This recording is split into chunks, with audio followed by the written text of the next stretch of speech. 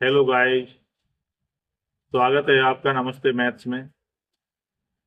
UP LT grade और GIC lecture की परीक्षाएं आने वाली। सभी अभ्यर्थी अपने कठिन परिश्रम में लगे हुए हैं। आज हम आपको बताने वाले हैं कि परीक्षाओं से गुजरते वक्त सबसे बड़ा जो किलर होता है छात्र का, अंक खाने वाला किलर जो होता है, वो नेगेटिव मार्किंग होती है। उससे कैसे बचा जाए, कैसे अवॉइड किया जाए, ज्यादा से ज्यादा अंक कैसे आए। अभ्यर्थी अधिक पाने की चाह में, श्रेष्ठ बनने की चाह में ज्यादा से ज्यादा क्वेश्चन अटेम्प्ट करने की कोशिश करते हैं। फिर खेल शुरू होता है किलर का, अर्थात नेगेटिव मार्किंग का, जो अभ्यर्थी के चयन को कहीं न कहीं 1, 2 या 3 अंक से रोक जाता है। आइए इस पर विस्तृत चर्चा करते हैं। अभ्यर्थी को परीक्षा के दौरान नेगेटिव मार्किंग को कैसे अवॉइड करना है, कैसे अपने लक्ष्य तक पहुंचना है।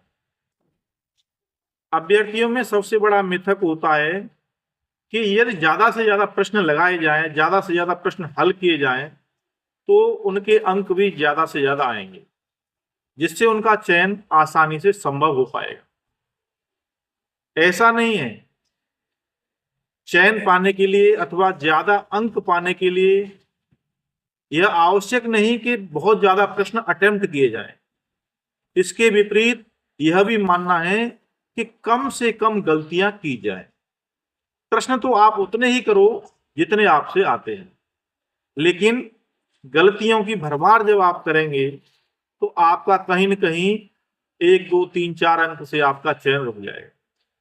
तो मैंने अधिकांश बच्चों को यह कहते हुए सुना है कि मेरा पॉइंटों में कुछ रह गया, या 1 अंक से रह गया, 2 अंक से रह गया, बॉर्डर लाइन पर रह जाते हैं।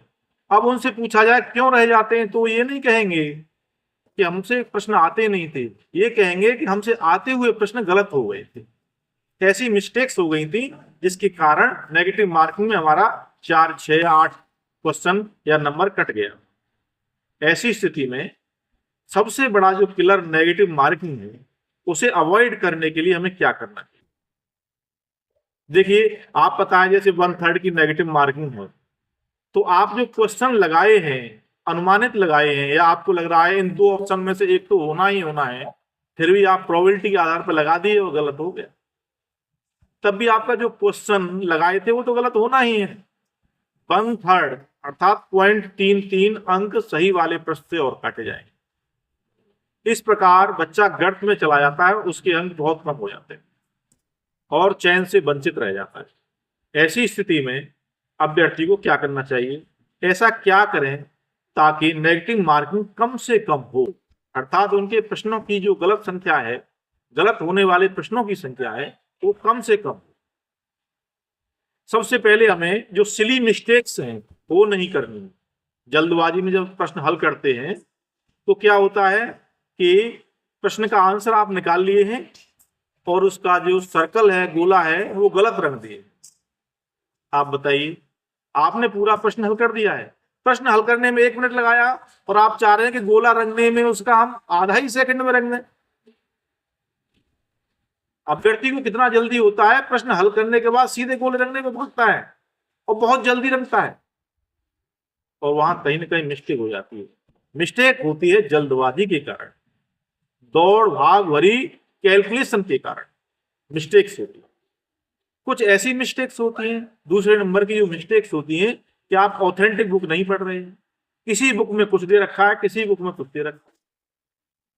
कुछ तो ऐसी बुक्स हैं, अवेलेबल हैं, जिनमें 10 से 15% तक गलतियां होती ही होती हैं। कुछ ज्यादा ऑथेंटिक हैं, जिनमें 1% या आधा % गलतियां रहती हैं। तो आपको चाहिए कि आप जब नेगेटिव परीक्षा से गुजर रहे हैं, उससे पूर्व जो तैयारी करें वो ऐसी ऑथेंटिक बुक से तैयारी करें जिसमें मिस्टेक्स कम से कम हो। यदि आप ऐसी बुक से पढ़ें जिसमें मिस्टेक्स कम है, तो आप भी संभवतः कम से कम गलतियां करेंगे। और इसमें अगला पॉइंट है कि आपसे जो प्रश्न आते हैं उन्हीं को हल करें।